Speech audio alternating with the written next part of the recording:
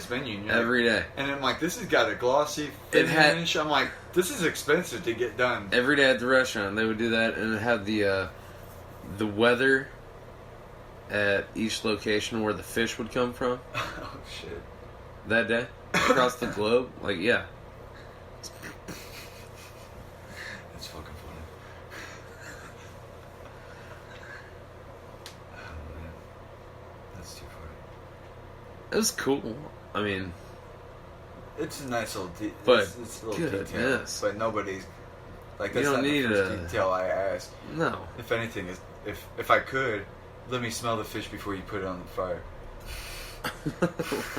That would be my wife. If I could make an obscene recommendation at a restaurant.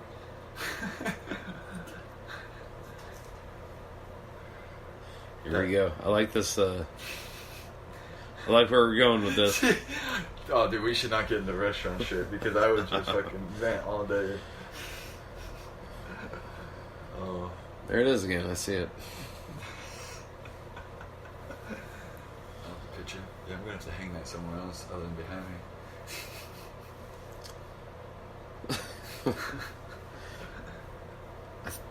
I think it was before I worked at Mitchell's, but it was during a Christmas party or some slow day. They had these. It was a semi-open kitchen. Yeah. Did you ever go in there? Yeah. Yeah, those big captain's booths, you know, right in front of the kitchen. And it said Mitchell's Fish Market, and it had these, like stainless steel letters. And they were movable. Oh.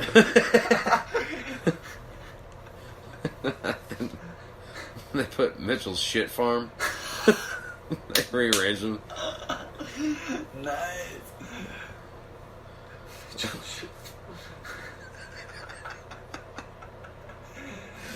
I never saw it. I only heard man. about it. I don't know whoever had a picture of it. Oh god, if only that picture could leak these days. Those good times. Somebody would have lost their job over that one. No, the GM at the time was a super cool guy. I think it may have been... May have been him. I'm not sure. We don't want to rat anybody out right I'm now. definitely not saying who it may have been. Okay. Who's that curly-haired guy that worked in the bar, behind the bar? Oh, I don't know. It was... He worked there for the longest time. I It don't was, know while you were there or not. it was like 11 years ago, whenever I worked there. 10 years ago. It feels like that long ago since I last went to Mitchell's. That was my first job, so... Almost 12. How long did you work at Mitchell's then? About a year and a half-ish. Oh, okay. Then probably not. Yeah, I started as a server as soon as I turned 21. I'd already been... Sticking around with bartending. Kind of, yeah. I've been picking the bartenders, bringing, watching. Yeah, exactly. Yeah. It's the best way to learn. Beats One the of way I them were, fucking learned yeah, to do it. one of them were letting me like doing test pours and shit like that. And, Yeah. It was cool. It was. It ended up being a real piece of work, but have you ever seen the movie Cocktail? Cocktail. We talked. You've never seen the movie Cocktail? See, it sounds really familiar. Oh my goodness. Tom Cruise. Tom Cruise. I know. I've talked. Yeah, So you've never seen this before. I know this. Okay. Yeah, we've talked about this before. Well, see, Tom Cruise and I kind of have So, not the biggest TC fan, but you know, whatever. yeah. Watch it. You need to watch it. Anyway, I feel like my bar training was kind of... I never watched it until like years later. Yeah. But like looking back, it was kind of almost similar to that. Oh, nice. For, I like, can't wait to see this. Just Mr. check it out. Hollywood over here. No. I'm not saying that. But it was like inside the ceiling, flipping bottles. there were a couple guys I worked with that wanted to try to do like some flair shit, and it's like super fucking busy, and I was the head bartender all of a sudden. I was like 22 or 21 still at the time, maybe, I can't remember. And I was training these other two guys who were older than me, first of all. One had worked at the company for 3 years plus, and another one who had been there for a couple months or something like that. And we went through a couple of bartenders. That's how I got bumped up all of a sudden, and then started training these guys. And it was a busy Friday night, and one of them wanted to, like, hey, I'm going to throw you this bottle and you toss it over your head and so-and-so's going to catch it and start pouring his martini. Oh. I'm like, I don't think so. I'll just take that and... Yeah, exactly. Track and field guys have a tough time fucking passing that baton. Then you guys are going to over the shoulder I don't these trust passes. all that flair shit. Yeah. I tried to saber a bottle one time behind the bar and that didn't go well. Savor a bottle. Saber a What's bottle? that? Where you take a knife to a champagne Oh. bottle? I will never try that. Yeah. Don't. Don't ever. Well, if you tell me Don't. don't, I'm gonna have to do it. Don't ever. Well, It's gonna shatter and probably cut you. Well, I'll get a Don't really do it. sharp knife. You probably did it wrong. I did, obviously. Did you take the cage off first? Of course. Okay, well, that's a good start. Did you come at it like a fucking hacksaw? A little bit? Yeah. Well, there you go. Aren't you just supposed to go like up the bottle, I don't know. nick the rim, You just want to like get a cork. get the cork? You don't want to hit the rim. You don't want to hit the rim, You don't hit the glass at all. so you just hit the cork. No, I think you just want the backside of the knife to scrape along the glass. You keep the angle up Really? because the cork sticks out. The top of the cork sticks out. See, I'm not sold on that. We're gonna have to watch a slow-mo video of somebody doing this. We might have to YouTube something. Because see, when God, You got a bottle of champagne but the only thing that makes me think that is and a 9-iron. got plenty of 9-irons, and I probably do a bottle of champagne. But it reminds me because my buddy and I, this was when we were like 16, 17. We were, for some reason, Heineken was one of the only beers we can get. I think his folks were the only one. Heineken and Budweiser were like the only two beers we can get our hands on. And then it was like a bunch of like fucking Seagram's gin and shit like that. And so we would grab whatever we can and nestle up all together. Well, when we find out this little twist top isn't a twist top, and we'd have to bust down on it. Every time we do that, we'd wake up after being so drunk. Our lips would be cut. Blood would be everywhere. It would be on our hands. Everything we fucking touched.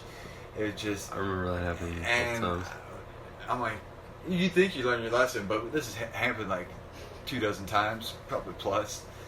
We just do stupid shit, and yeah, dumb shit when you're drunk. Kids, man. Yeah, exactly. Oh my god, when my mom sold that house, we had a drop ceiling in the basement. The guy upstairs, that came in to do some duct work, and so he had to take down a few ceiling tiles, and he comes up with a trash bag full of like Southern Comfort bottles, beer bottles, beer cans, like a good hearty trash bag. Yeah. And my mom's like, "You found that up there?" He's like, "Yeah, this was just where I was working." And I was like, "Oh my gosh, I guarantee there's probably stuff that I've forgotten up there that I haven't even touched yet. Like there's probably a 6-pack of beer up there that I haven't even I set up there, Right, yeah. forgot about." Oh, my mom found my 24-pack of Budweiser and used it for my graduation party for everybody else. That's hilarious. She's like, the beer's on Adam today. So my soccer coach came over and cracked a few of those. And he's like, "Thanks for the beer." I was like, "That's not cool." Of course, I wasn't allowed to drink at my own high school graduation party. Yeah, I didn't.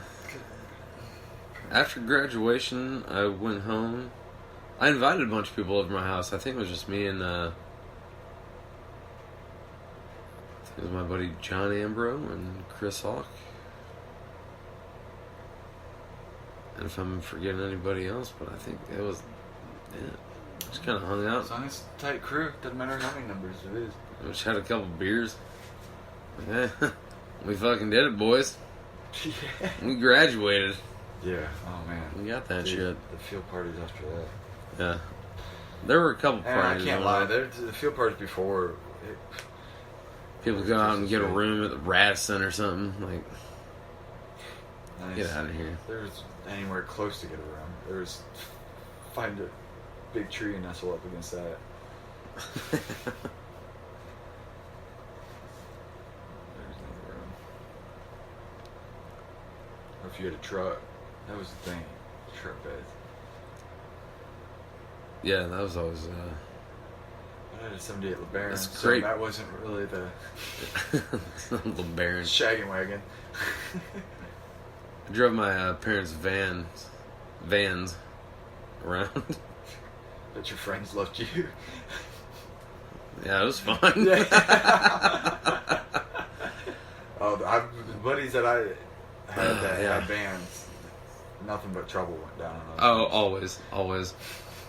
When you can fit 7, 8 people in a vehicle, it's never a good combination. One time, out of nowhere, it was the day before we're supposed to leave on a family vacation. We're driving to Lake Norfolk. Me, my parents, my brother, my sister. I was 19, I think. 18, no. 17, 18, 19, somewhere in there. Go over to my buddy's house, and I'm getting ready to leave after just hanging out. Everything's fine with the van. I'm driving the family van that we're taking the next day, and fucking doesn't start. Just nothing. Like, God. Call my dad. And he comes over with a fucking hammer and he's hitting the starter. Like, crank it! Did that Crank work? It did. Holy shit. For a second. Had to take it to a Dobbs the next day. Delayed our trip by about half a day, I figure whatever. hamburger technique's probably not. I'm like, I'm sorry. You fucked it up, Colin. Yeah, no. But that's just the thing. Of like, course. You never know when something shitty's going to happen to the car. And that's why I don't like borrowing vehicles or lending vehicles, because I'm like, I know at the end of the day, I'm like, I trust you driving and everything, but I'm like, I know my luck, and something shitty's going to happen when you're driving it. It's gonna run out soon. Yeah, exactly. That hand comes around the clock every. Yeah. My vehicle is just like a mobile luck machine. And it's just bound to run out. And then it's going to cost me. Yeah, I think I need to get some front tires on mine. After my little slidey poo. Just rotate them. Put them in the back. Genius. Well, it all depends on the tread. Yeah. I assume it's a front wheel drive car. True. Those are true facts. You're a true facts machine. I'm just trying to save you a couple bucks. I know how to stretch $1. Put them in the bag.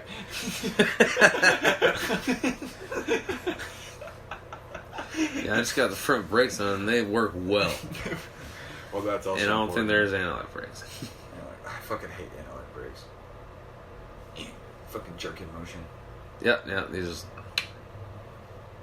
I want to fucking grip and slide like.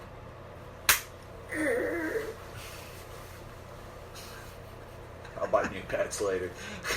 Go hard in that shit. Exactly. Well, I'm gonna need it to stop. I'm not gonna need it to stutter stop before I get to my destination. I don't want you vibrating on my foot. Exactly. It's pulsating. I know when you're giving up, and it's like, no, fuck you. Go back to braking. I'm not pushing you down for the hell of it. No, you're making a mistake. Don't tell me how. You don't got a sensor on you.